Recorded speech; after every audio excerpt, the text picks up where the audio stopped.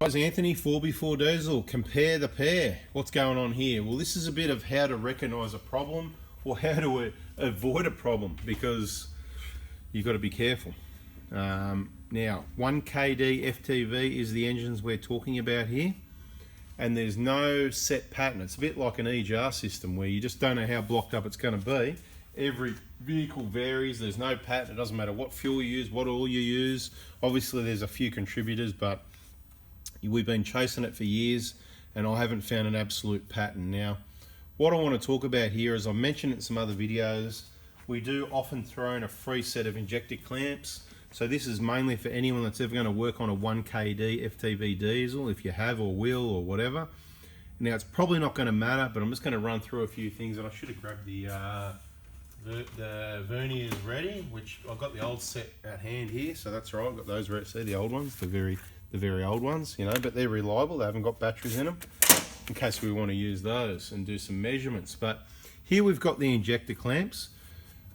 On this side here, these four is a new set, and over this side is the set out of the vehicle that we're working on at the moment.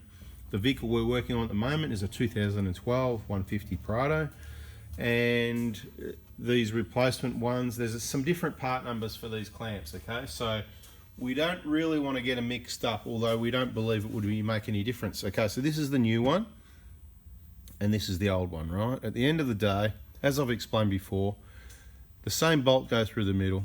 The ends both locate on top of the heads of the other bolts, and these go onto the injectors to clamp it down. So it's not really going to matter the thickness of those. It's not going to make any difference. The main difference is going to be perhaps strength. But we're going to run through what the go is. Now, I don't see any reason why you couldn't swap these completely interchangeable, right? Let's just take a couple of measurements here, trust my judgment for a moment. On the thinner one, the new one, on the center there, it's just under, we're going to go ballpark numbers, it's about 19.5 mil, right? Let's take a thickness of this one here. It's about 20 point nothing, you know, so that's about 0.5 millimeter thicker in the center. Yeah, let's take a measurement on the ends here. All right, that one's about, we're doing about, yeah, we are doing about. Sorry about that for the people that like exact, but pretty well about 18 millimeters there, okay, on the, to the ball, right? That was 18 mil. I'll just check this one. This is a lot thinner, I can tell you by feel and look. Right, this one's about 14.5, right? Ballpark about kind of figures. So you can see there's a big difference there, but it's not going to change the fact of how much pressure is on the injector, okay? And the center's the same, and I'd suggest the center is going to be where most of the strength is. And you don't need that much strength. There's only 22 Newton meters, okay? Let's take a measurement at this end, because this is where there's another big difference, right? There, you're looking around about just over 15 mil on the thicker one, and down to about as low as 11, right? So there's quite a bit of difference. So it could be weight saving, okay? So why would they have two different types of injector clamps? First thing I want to mention is all four in the set are the same as each other. The only difference here is one set to the other. This is obviously the wrong part number for this vehicle, okay? So what's the problem going to be? Let's just take a look. Let's get them up here, all right, to give you a bit more of a visual. See the thickness difference at that end? That's where you got your 4 mil, and from memory we had around about the same difference there. But the center, right, you know, around that, I can't really compare the pair like that for you, but the measurement was pretty close to the same. So if you had to torque these down to 80 Newton meters and they were ever going to break, they're going to break about the middle. The point is the thickness at the middle is about the same, and I've got to tell you, there's enough strength in that steel there. I don't think you'd break it at 100 Newton meters. So the point is 22 Newton meters. It's making contact there at the same point. So the engineering factor, any of the top engineers out there, you can put in the comments what you think. Doesn't mean what you put in the comments is right, but you can put what you think in there, and it may or may not be right, whatever. I just want to put that out there for everyone. Just because somebody comments doesn't mean it's right. Just because somebody says what they think, it doesn't mean it is right and overrides what I say, okay? But I could be wrong as well. But we try to give you only genuine, accurate information, and we think we're pretty okay at doing that. So what's the whole point of this story? Well, it doesn't really matter. If you purchase injectors from me, I do often throw in a free set of clamps, and I only usually throw them in on the vehicles that I believe. These are the ones we've got in stock. We've got plenty of them, right? Easy to not mix them up because you can see thick and thin, right? These ones belong over here. You can clearly see the difference. That's mainly what I wanted to demonstrate.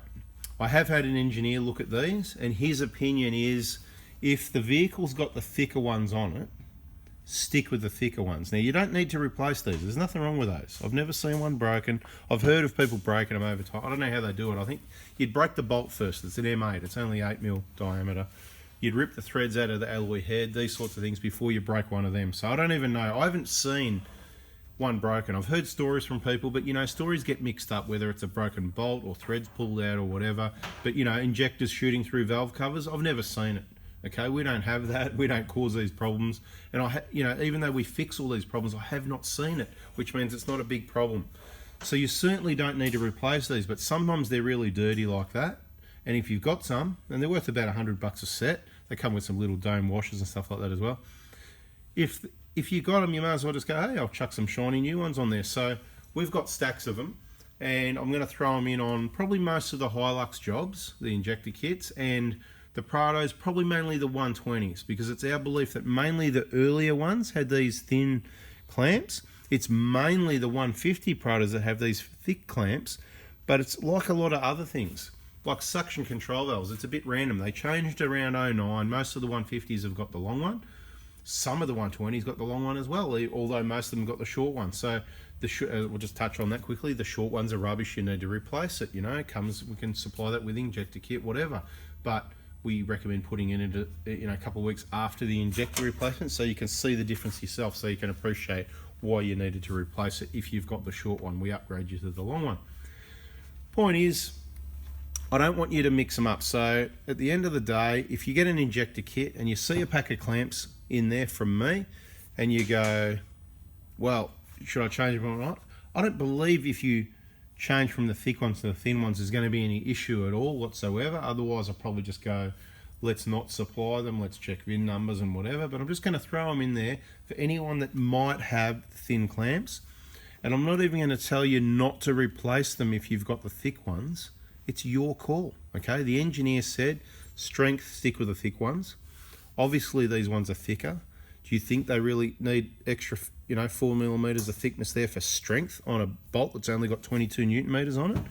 Anyway, that's for you to think and decide. Mental note, if you get an injector kit and you get some clamps, compare the ends, right? You just need to pick up one. You don't have to clean it like we did here.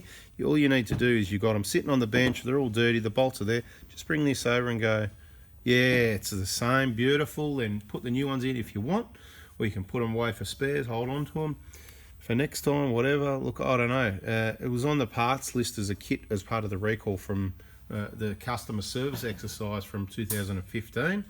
That's another story. We're not going to talk about that. So that's why we've got a lot of them. But as you can see, whatever.